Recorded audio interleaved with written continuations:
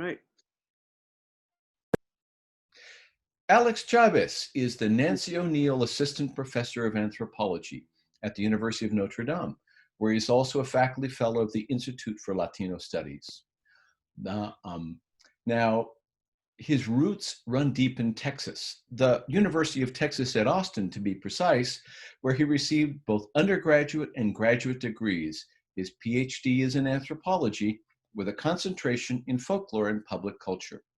Although his education was concentrated in the same geographic and institutional base, his training was as broad as it was deep, providing him with a firm grounding in anthropology, folkloristics, Latinx studies, and ethnomusicology.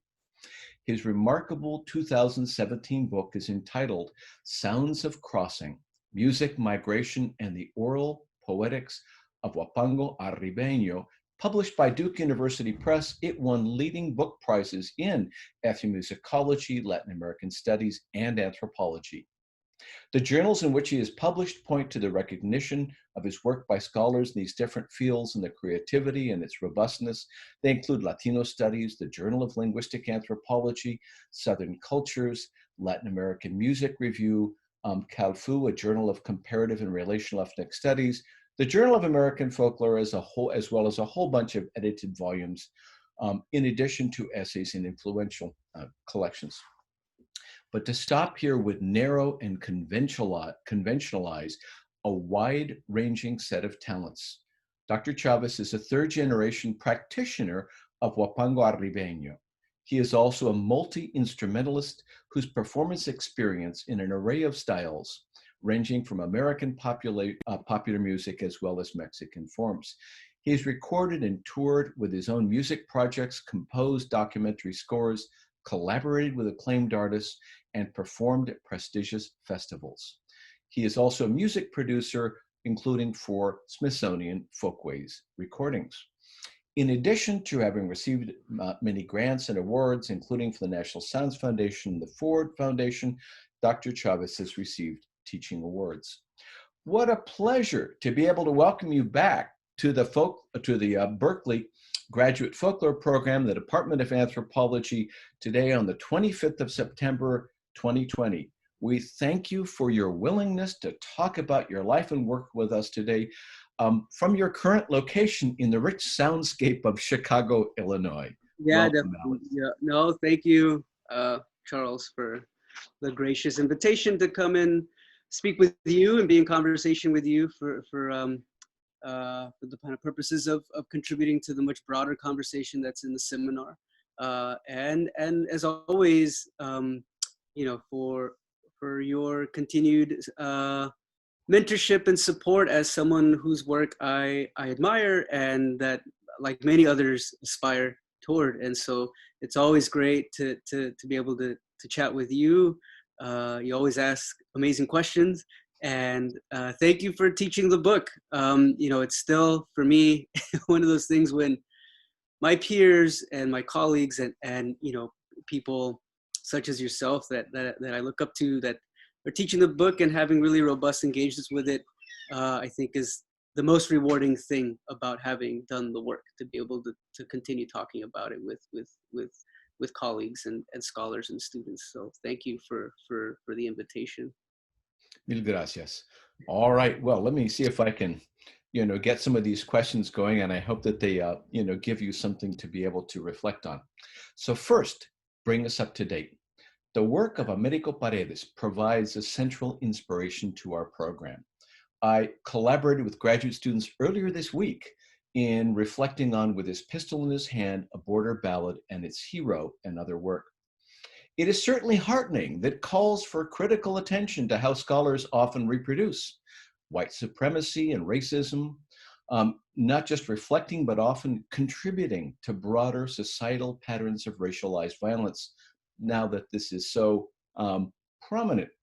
What bothers me, however, is that current efforts to address white supremacist, Eurocentric underpinnings of anthropology and folkloristics and other fields seem to often present themselves as having sprung in whole cloth from this particular historical juncture. In 1958, Paredes attacked nationalist understandings of folklore as shared consensus culture by characterizing it as emerging from difference, power, violence, and borders, not just national ones, but also those of race and class. Unfortunately, the broad decolonial challenge of his writings and teachings were largely disappeared, seen as contributions to Mexican American folklore, but not as holding the potential to transform the intellectual and methodological and pedagogical infrastructures of folkloristics and anthropology. Now, in 2019, I had the opportunity, along with Berkeley Folklore graduate students Cameron Johnson and Leah Simon, to interview one of Paredes' students, John McDowell of Indiana University, about Paredes as mentor and UT Austin as an exciting cauldron for new ideas in the 1970s. So as I mentioned, maybe you could bring us up to date? What was it like to be part of that UT environment at the turn of the millennium? Yeah, that's a wonderful question. I think that it is it's really interesting to consider oneself as kind of part of an intellectual genealogy. And as you mentioned, you will be hearing the soundscape of the city. I'm in Chicago right now, and so you'll be hearing all manner of noise. So just so you know, to kind of preface with that a little bit. But yeah, it's really curious and interesting to sort of consider oneself as part of a kind of intellectual genealogy for a number of reasons, but I'll speak with some specificity as it pertains to some of the issues that you're talking about with respect to the sort of disciplinary constraints, kind of histories of the histories, particularly of disciplines like anthropology, folklore, and ethnomusicology, which have some collusion with colonialism, right? Mm-hmm. So with that specificity in mind, the uniqueness of counting oneself as part of an intellectual genealogy, such as the one that you mentioned, is the fact that I have to inherently take into account my own subjectivity here. This is to say that a lot of us who are scholars of color, women scholars of color, other sort of scholars that are part of marginalized groups, that we are not necessarily afforded claims to those kinds of genealogies, right? And so to have this really robust, group of scholars and sort of wealth of a kind of corpus of work was not lost on me.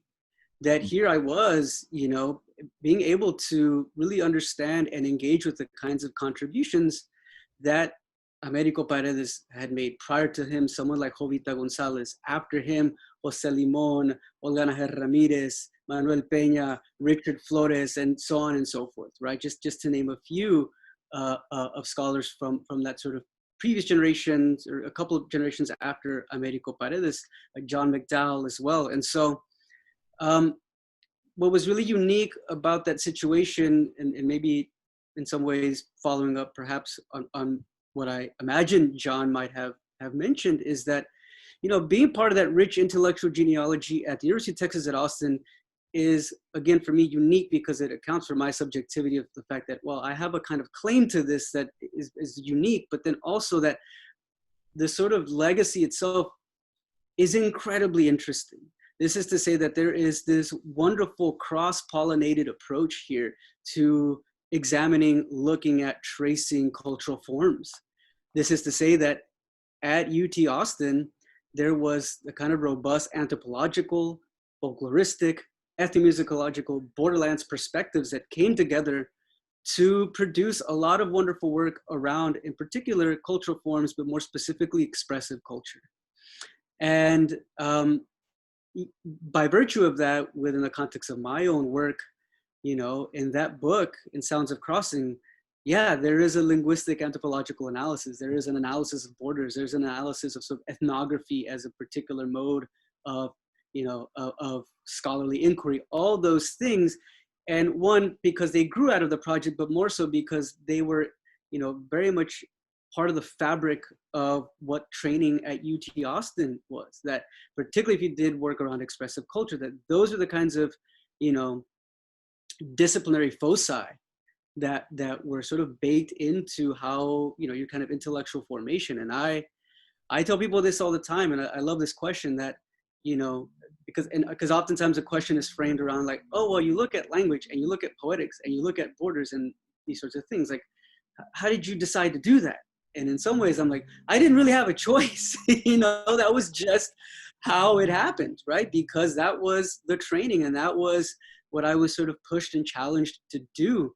You know, I couldn't look at poetic form in the context of Mexican migrants without looking at the border.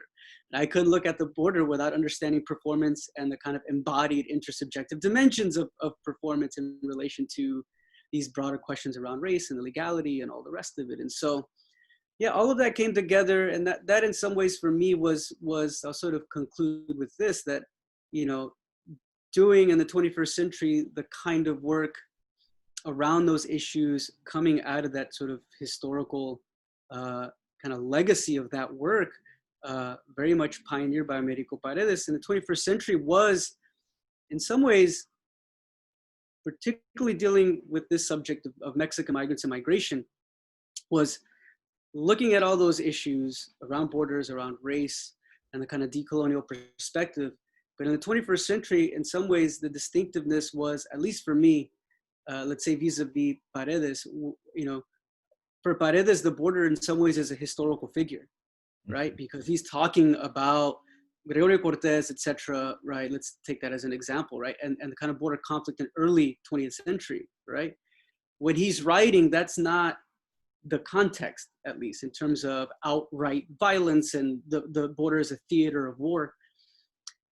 By the 21st century, when I'm writing, the border is very much, in terms of its logics, extending out into the continental United States, and its sort of violences are very much part of the everyday lives of the migrants I was doing work with. And so the border was very much, you know, alive and present in terms of people's daily lives, people's daily experiences, and what in some ways lent meaning to their performance or their migration in terms of engaging with the border on a daily level, which was, I think, something a little different. And then, you know, also I was dealing with Mexican migrants, which was kind of distinctive from, let's say, Paredes's kind of interlocutors or his historical subjects who are Mexican American. And so that's a distinctive thing. But I think, you know, early 21st century America, the intensified sort of politics that are happening right now, you know, they're happening at that point too, you know, and the height of when I was doing my field research was the 2006 immigrant rights marches and everything that was going on at that time. And so, you know, that was very much part of the context of doing that kind of work at UT with that sort of kind of historical, intellectual, scholarly legacy that I really relied upon to shepherd me through, you know, like what I was trying to do. So remarkable, wonderful answer. And I must say that I would hope that maybe as a linguistic anthropologist, I noted that you said here, and the here was Austin, Texas. And I can only hope that maybe Berkeley students 10 years after they get their degree still feel like they're here, right? In terms of obviously that having been such a formative intellectual environment. So another question here. You focused on a very understudied musical poetic form, Huapango Arribeño, as a scholar, performer, and producer. Could you please introduce the audience to the form? Sure, yeah. And I'll do that by way of playing an example here. Two sort of prefatory notes. One, with respect to this music, you know, it's coming from North Central Mexico, robust musical poetic form in which improvisation is very much a part of the performance style. Four musicians, you know, two violins, guitarra quinta huapanguera, played by a poet troubadour that is the one sort of charged with the kind of, with la palabra, with the word, with sort of conveying poetically a message, and a vihuelero. So these four musicians, and within this context of kind of musical and poetic improvisation that oftentimes in its most kind of ideal context takes the form of a duel between two opposing groups.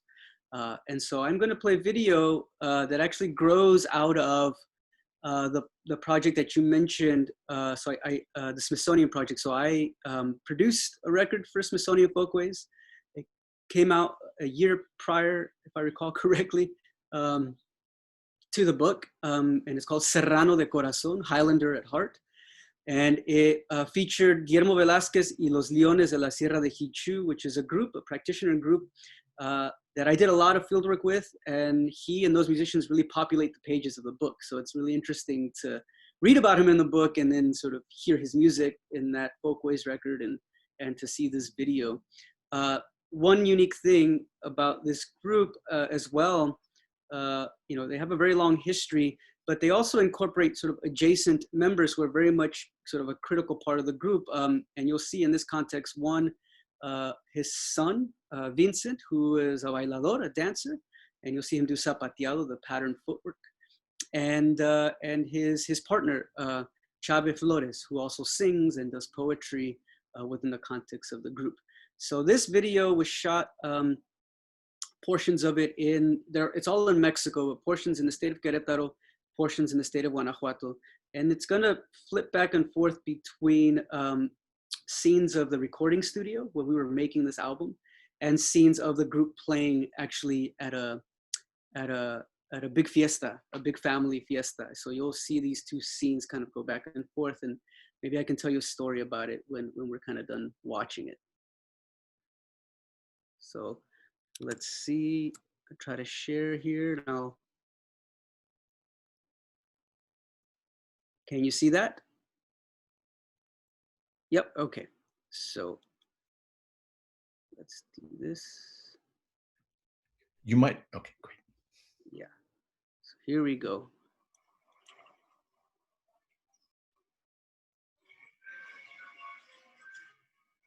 Hurgo en la ignorancia de los tiempos idos, buscando el origen de mi propio ser. Pregunto a la aurora y al atardecer, a los horizontes y a los ríos crecidos. Y el sol implacable, los campos dolidos, la sierra olorosa, la noche, el breñal, todo me habla de lo inmemorial, me hace llegar ecos de un tiempo glorioso, gritos y gemidos de dolor y gozo.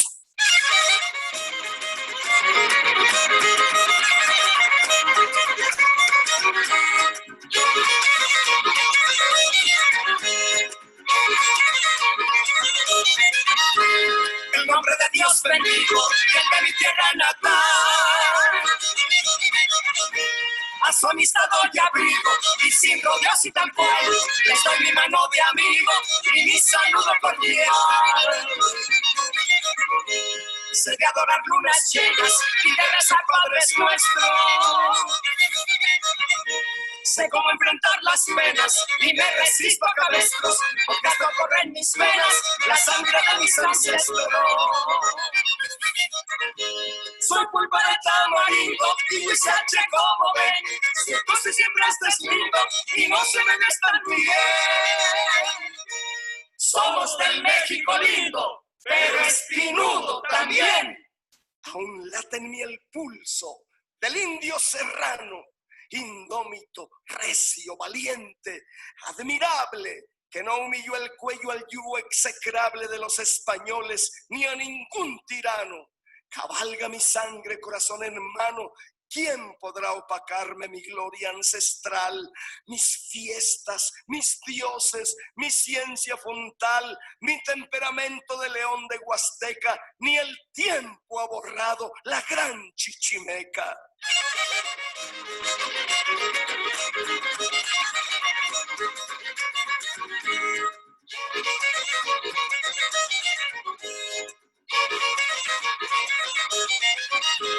La cuestión es fundamento y la balona y el sol.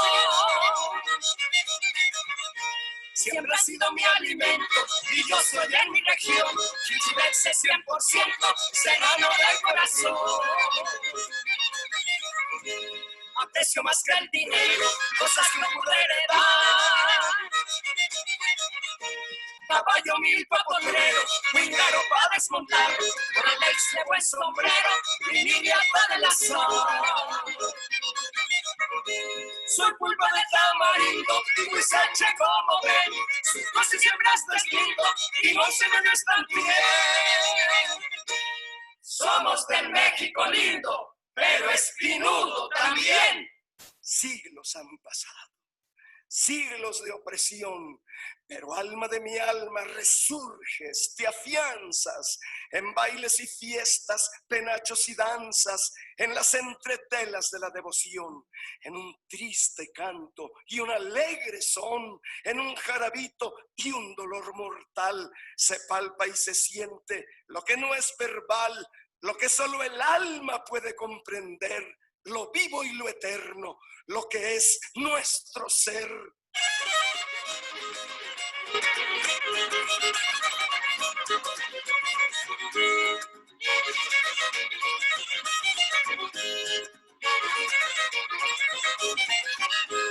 No ando buscando batalla, ni soy gallo de pelea. Pero el que me busque me halla, y es por un relampaguea, y sé morirme en la raya, y en el terreno que sea. No verán que me engorrupe, ni que me quede sin pila. Si lo penso se me tuve, me cuida y me despabila. La Virgen de Guadalupe, un buen trago de tequila. Soy pulpa de tamarindo y huizache como ven. Surcos y hembraste es lindo y no se me despantíen. Somos del México lindo, pero espinudo también.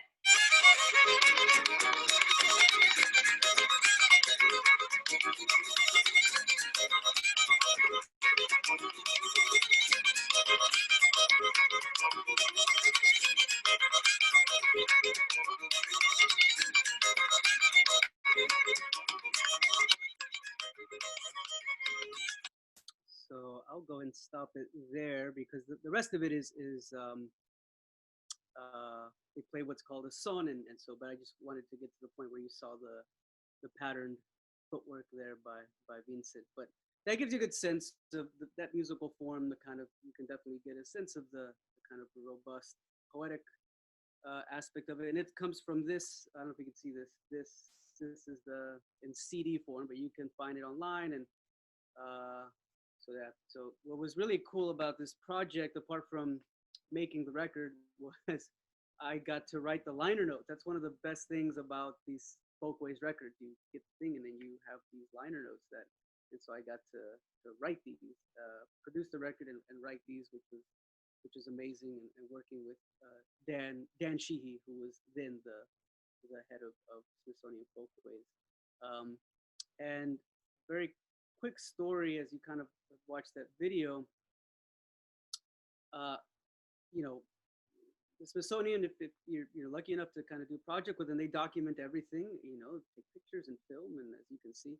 And one of the things that happened was that they wanted to not just film the recording process, but also film the musicians playing, you know, at kind of a typical context. And so we asked the group if they had any gigs just prior to when we were going to record, and said, yeah, we're actually going to play this birthday in a nearby, this very small town, small rancho really.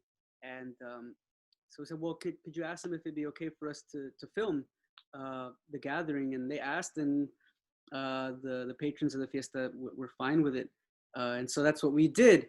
But what was really interesting and kind of made me chuckle was that, you know, we get there and you can see at the very beginning of this video, which you can find on YouTube, you can sort of see a few of us kind of walking up and into the fiesta.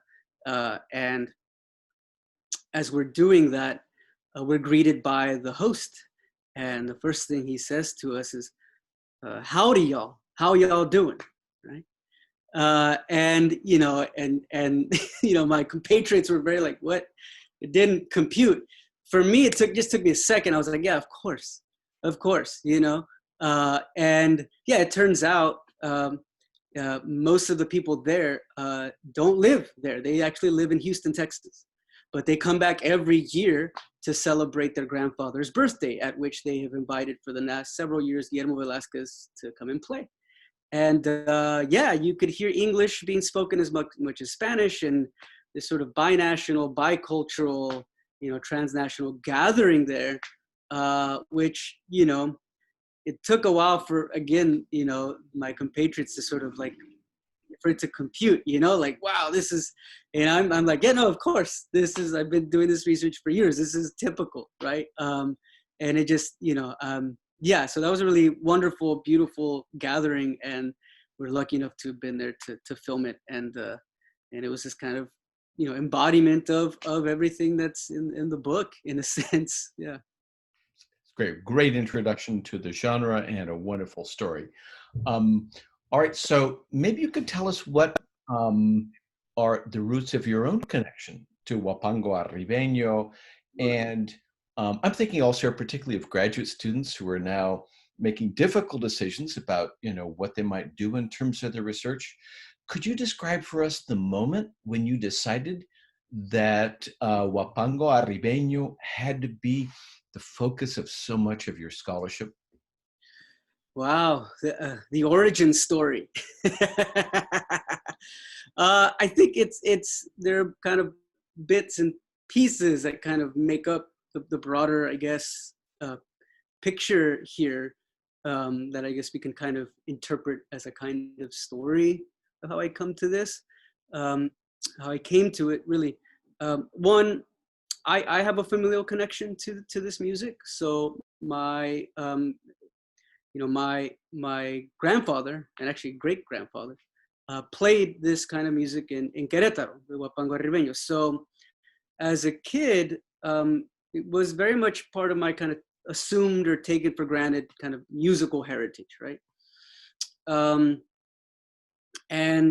But nothing I was ever intimately close with, because I really didn't know my grandfather. I met him once when I was a tiny kid, and then, never, he passed away a year after that. And that's really a function of, in many ways too, of, my parents migrating to the United States and I being born in the US, and they being undocumented for a long time before they could go back. And so this kind of connection to Mexico was a bit sparse in my very early childhood. And so even though this kind of story and sense of, knowing this music, in a sense, I didn't have an intimate connection to it. But when I started playing music very early on, piano and other instruments. But by the time I was kind of reaching high school age, I became very interested in kind of Mexican kind of folk musics, generally. And so I when we would go to Mexico, I would try to learn from some of the older musicians that we knew as a family. And at that point, I started to play huapango, started to learn out of kind of, just a student of music, really. And it's at that moment too that, the kind of memory of the sort of familial connection is also something that's kind of there in a way that's kind of creeping more into my mind. And I just become sort of interested in it, like what this music and what's its significance, and the familial connection. But in some ways it was not an academic, quote unquote, right, scholarly endeavor. For me, it was just something I was kind of interested in as a musician. Well, fast forward, I'm an undergraduate at the University of Texas at Austin. I'm playing music there, the so-called, live music capital of the world, right? I'm playing all kinds of musics, and among them, I start playing some traditional Mexican folk music with other like-minded folks. And, I come to find, because, when you play music, and particularly in those circles, you tap into networks of people, and you meet folks and you hear about what people are doing. And well, I caught wind of, like, wow, there's some Arribeño musicians here in Central Texas. I was like, well, you gotta be kidding me. And that for me really messed with my taken for granted kind of cultural atlas about like where this music existed. To me, it was just in the Sierra Gorda there in Mexico. And the thought that there were musicians in Austin or Central Texas, I was like, wow, that's amazing. Who are these guys? I want to go meet them. I want to go check them out. And so that's the second chapter where I went to do that. And I went as a musician. I went just to sort of hang out and first kind of see what was going on, and kind of really interested as a music lover and appreciator. but then also, as someone who wanted to learn, I started to learn with these musicians, which is a really great experience. And through that process, I really started to understand that there was a lot going on there, beyond just like, what is this music? And from the perspective of being a musician, right? That this interests me just as a practitioner, but that, the kinds of dynamics and the questions surrounding poetic practice, the kinds of congregation happening, the sort of whole, idea of performance across borders, and the sort of tethering really uniquely that was happening between musicians through the form, through the music, began to fascinate me. And I remember going to both Richard Flores and Jose Limon and be like, so look, you guys know I play music, and then so I've been hanging out with these musicians, and this is really interesting. Like, and I knew I wanted to go to graduate school, but I wasn't sure in what necessarily. But I was kind of, and I asked them, I was like, could I study this? And then like, Jose Limon's like, yeah, of course, like, and haven't been engaging with his work at that point as well. But I'm still I'm first generation college student, right? Like, I'm still not, still getting through even just my undergraduate career, much less thinking about what I could or couldn't do as a graduate student or for graduate research. And Jose is like, yeah, you could do that. And I was like, well, how? He's like, anthropology. Like, sign me up. So I applied to a few programs, but I ended up staying there at UT for obvious reasons in terms of people that I got to getting to work with. The ethnographic context was there, and where we began, the kind of rich intellectual genealogy of what I could sort of source. And that's how I came to it. And those are the kinds of chapters in that story. And I guess the conclusion is that my interlocutors, my friends, the Huapangueros, they still joke that I got a PhD in Huapango, and they're right. Oh, that's wonderful. That's wonderful. Well, with apologies to Derrida, sometimes origin stories are just wonderful. Now, in recent decades, scholars have explored new modes of ethnographic writing. One thing that I find most instructive and inspiring in Sounds of Crossing is that it is deeply experimental ethnography. I would say that it stands in the legacy of Paredes, and of course we know that he was a journalist, poet, novelist, as well as a folklorist and anthropologist, literary critic, Zora Neale Hurston, Errol Davis, and others who have reflected ethnographically on their own experiences of racialization and racism. Now, much self-proclaimed experimental ethnographic writing announces itself as springing from the author's own unique vision and craft. Your ethnographic experimentation in my reading rather seems to begin with the creative moves of the troubadours that you study and with whom you perform. I think the words of musician Guillermo Velázquez, who told you the troubadour is a conduit of the collectivity. He is an antenna that absorbs what is uncertainty, what is desire, what is dreamt, what is memory, in need of expression in the community, unquote. So Sounds of Crossing does not simply speak about troubadours. I see the book as a duet, such that a substantial portion of the text and a lot of the analytic emerges from the Huapango Arribeño texts themselves and their poets and singers. So my question is about design. What decisions did you face as you thought about how to present the voices, words, perspectives of the musicians, and at the same time, your own scholarly voice? What were the challenges, and how did you decide to resolve them? Yeah, that's a really great kind of question that I think brings together maybe a lot of what we've kind of been talking about already. I think first is that I feel like I was inspired by and had really, in my opinion, really great models, right? That, to return to a figure like Paredes, or Jose Limon, and that's sort of that entire kind of really important set of scholars and scholarly work that did not shy away from embedding themselves and their voice within the context of the work or the ethnographic rendering.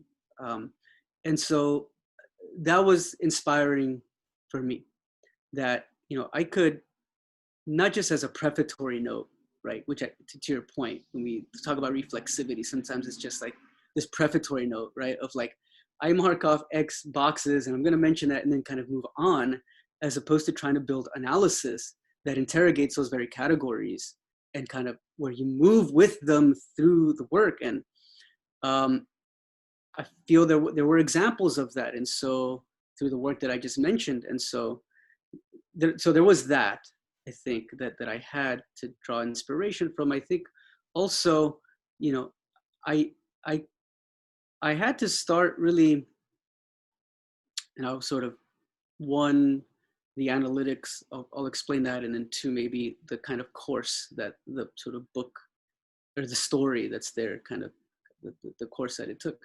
With respect to the analytics, that the book is structured by them, and that, these to use a lot of some of the language that you've really worked around in your own work, Charles, the sort of the vernacular analytics, right? This is to say that there are robust theories of performance that these musicians already wield and these communities already understand and wield, because music and poetics are a powerful vehicle by which people sort of frame their worlds, understand themselves in their own worlds, are able to intervene in them, I think, poetically, performatively, etc. And in this case, like, lend meaning to their own migration. And so it was right there, in the sense that, like, I didn't, trying to superimpose, I suppose, like some other analytic that would make sense of that seemed to me, one, that that was not the kind of impulse that I had, given the models of scholarship that I was trying to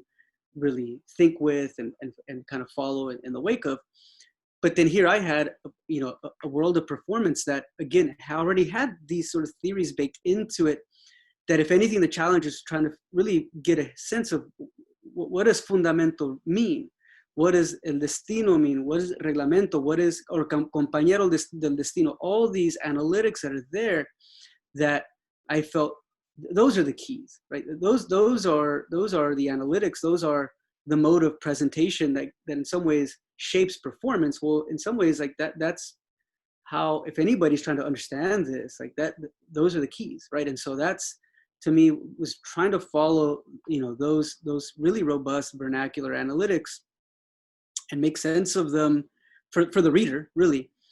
And a lot of that was born out of performance itself, because, within the purview of ethnography, and you've written about this, Charles, that, the methodological tool we have available to us most is the ethnographic interview, which oftentimes impedes us from gaining a kind of competence in the genres of communication of people themselves. And for me, one genre of communication that was key was being in performance with people.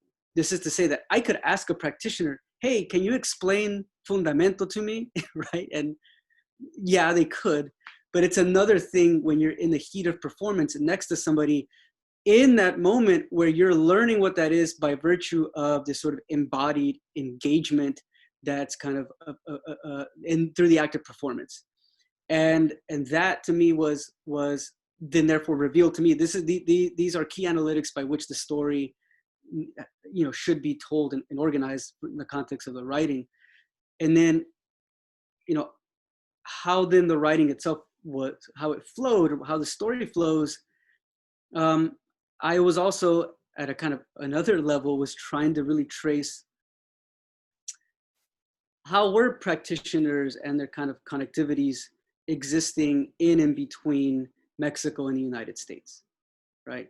Because it would be very typical, and just to be like, here's Huapango Ribeño, and it begins in Mexico, and now it's in the United States, and then sort of, but as you can tell, the book does not do that. It goes back and forth, and it sort of collapses in on itself in terms of stories and what's being done here. And in some ways, I'll circle back around that those were people's lives and how they sort of not just existed, but imagined their connections across the border. And so then that forced me, like the troubadours, to try to tell the story that way too, even if it causes the reader a sense of vertigo. And I think there is some of that in the book, but that does make it experimental. But to me, that felt, honest, I guess, right? About like, well, it's not neat. These stories are not neat. They're not linear, right? They are in some ways palimpsestual, right? They sort of pile up, and some things get forgotten or silenced, some things get amplified, some things, and that's in some ways what the troubadours themselves try to do too. But they don't have to do it in a whole giant book. They do it in really wonderful décimas. They're far more incisive with how they try to explain these things. So I drew inspiration from all of that. Yeah. Wonderful answer. I'll say I remember back to the great lecture that you gave in the Folklore Graduate Program, Department of Anthropology at Berkeley in 2019. And at one point, I also had a slight sense of surprise and vertigo when I realized he's actually here speaking both in a scholarly voice, but there's just another stylistic overlay in his academic lecture. And I realized that it was not that you were singing here, but in some sense, it was the analytic and poetic edge precisely of the Arribeño form and performer that was also speaking with. It was just wonderful. So we only have time for one more question. And frankly, in some ways, it's just another variant on the question that I think that all of us are asking ourselves today. I found myself rereading Sounds of Crossing on the 4th of August in 2019. It was the day after a white supremacist had killed 22 people at a Walmart in El Paso, Texas, after posting a manifesto that reproduced anti-Mexican and anti-immigrant hate speech. The work of reading your challenging book thus unavoidably intersected at that time with my own work of mourning over these deaths and the pandemic resurgence of white supremacy and racialized violence of which they were symptoms. I realized that Sounds of Crossing provided an excellent conduit for me for affecting this complex dual process and for really thinking about how we might confront racist and anti-immigrant rhetoric. Now, here we are on the 25th of September of 2020, in the midst of a confrontation between white supremacy, violence against racialized populations, state and corporate inhumane attacks against people criminalized as migrants, and the new visibility of a number of long-standing anti-racist movements. You write personally, powerfully, and poetically in the book about your own location in histories of migration and your own experiences of racism. Could you share with listeners who may not have read those words in the book a little bit about the experiences that shaped your perspectives, where you are right now, what are your reactions, and what is your vision of the demands and the dreams that might help us work together in forging more just and equitable futures? Wow, it's great. Great question, but I think it's a question that, as you mentioned, like a lot of us are thinking about, right? These ideas, and what is what is the work that we're doing? What are the politics of that work, and what kinds of how are we meeting the moment? I begin the book actually with, as you well know, and for those who've read it and for those who haven't, I'll sort of explain this, but I begin the book with the stories of my parents crossing the border. So my father, who spent about a week walking in the snow in South Texas, middle of winter. My mother, who actually crossed in the trunk of a car in El Paso, Texas. And so those are experiences that shaped my worldview from an early age, being a child of migrants, and having those violences, in a sense, in terms of thinking about citizenship and the border, be very much a part of my formation and understanding of kind of who I was, what borders represented, what kind of work they wield, terms of trying to define people. And so that's something that for me at a personal level has always sort of been there. And so when writing the book, and taking on the challenge of really thinking critically about borders, about the reproduction of illegality, etc., I found it important to begin with that story, right? I had to begin there.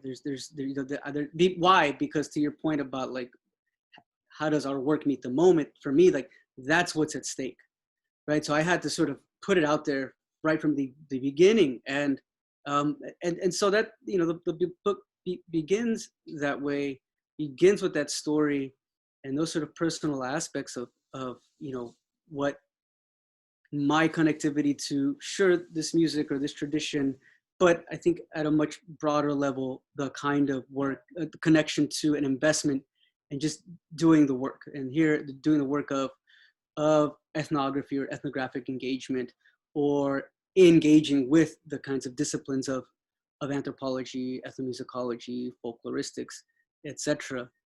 And in some ways, I'll sort of circle back to the kind of larger meaning here, but I guess two things in this current moment, and one of them is at this broader level of the kinds of violence and intensified violence that we're experiencing with respect to anti-immigrant sentiment, anti-Latinx sort of sentiment, and which you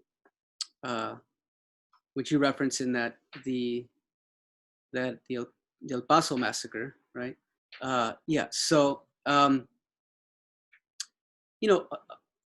the one hand, when I was doing the research, sure, things have intensified now, but a lot of that was still at stake then. As I mentioned previously, 2006, the immigrant rights marches, I was doing a lot of this work at that time. And these migrants themselves were very much targets of violence. A lot of them, and I tell the stories in the book, were being deported. And, we look at the sort of mass deportation regime that begins with Obama, right? Continued through this current president. And so a lot of that was happening. And so the stakes of the work were there. Like, in other words, like, they really haven't changed for me within the context of, let's say, this book. And, in that sense, the sort of, that sentiment and the kind of questions that of race, gender, citizenship, et cetera, are always, when it comes to Latinxes, but let's say specifically here, Mexicanos, are always bound up with, in some ways, that very salient trope of anti-Mexicanism that you sort of gestured toward. And it's one that references this kind of historical condition of ethnic Mexicans in the United States, that they're always positioned outside the boundaries of national belonging, right? That border is there. And that's a kind of semiological system that fixes the border in place and would criminalize anyone that sort of transgresses it, literally and figuratively. And so, right now, this sort of anti-Mexicanist, and I reference that because the current president, he launches his campaign with this sort of anti-Mexicanist tirade. That is not a state of exception or a state of emergency, but rather it's a long-standing historical condition that makes up part of the fabric of American ethno-nationalism, anti-Mexicanism. That has been there for a very, very, very long time. And I think, and I actually just about to publish a piece that deals with this, but I do think that the tools of folkloristics, for instance, right, in kind of engaging with and analyzing communicative events can really help us in understanding the kind of workings of race, for instance, as key dimensions of language, right, and the violences that they wield. And this is something that folklorists have been doing for a long time with their native communities. And here I'm thinking of two people we've sort of mentioned already, Paredes and Hurston, right? They were doing this work. And so interrogating these discourses, I think, is necessary to apprehend their workings. And fundamentally, and this is maybe circling back around to your to kind of the larger meaning question, not just apprehending their workings, but doing the work in the classroom and beyond of dismantling them. And I think that that's important. And I think these tools allow us to get into, how the sort of minutia of these sort of iterative events open up these worlds that really shape our reality and allow things like El Paso to happen, right? Or everything that's going on the border and all the rest. And I'll sort of end with this, and I know I believe the class has read or will read Rachel Gonzalez's piece on the critical Latinx folkloristics. Yeah, it's a wonderful piece, and one of the things that she calls for there is this sort of a perspective that is foregrounding or trying to challenge the sort of practices of a kind of minoritized personhood where within the context of scholarly work, where we have to engage in this kind of self-imposed, she calls self-imposed erasure, I believe, right? In the guise of kind of scientism or objectivism.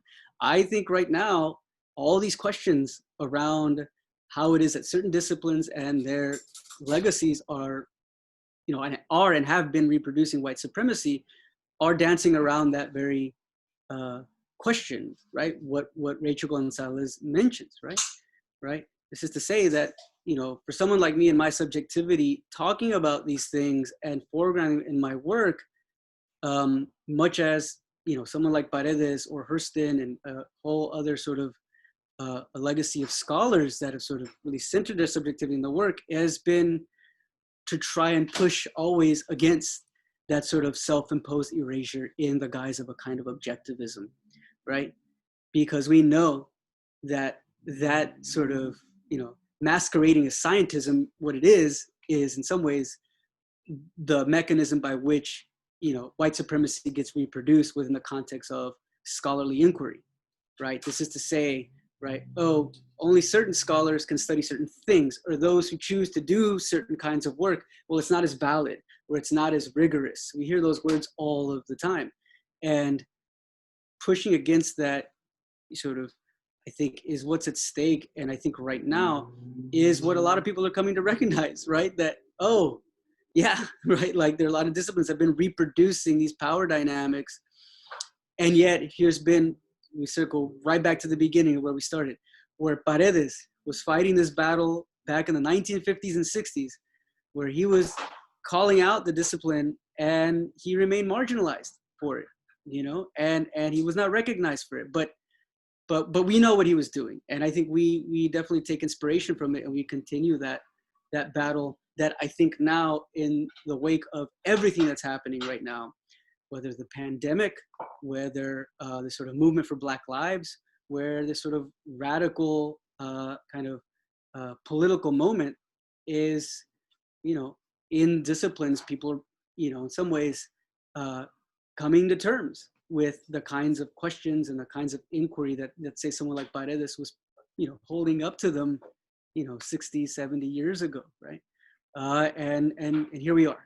And, I feel fortunate to have been critically engaged with that entire disciplinary, scholarly landscape that helped shape me and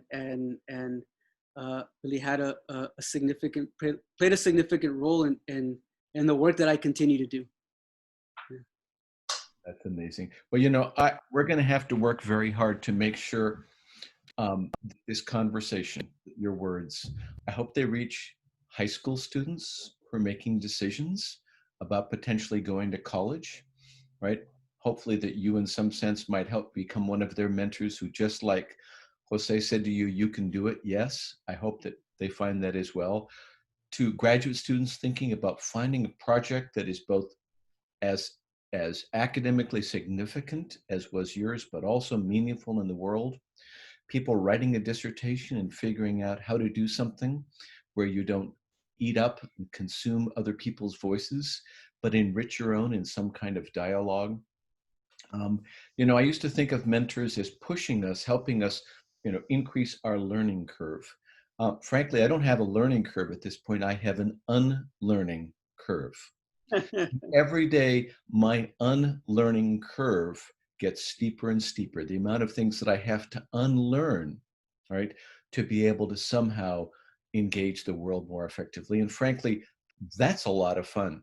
You know, you are one of my most important mentors in being able to embrace that unlearning curve. And I think that I have benefited so much from this conversation. What a gift that you've given us.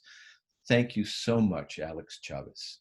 Well, thank you, Charles, again for those wonderfully kind words, which coming from you, someone I respect and look up to, and whose work is an inspiration. It means a lot. And thank you for the gracious invitation. And it's good to see you. Same here, Alex.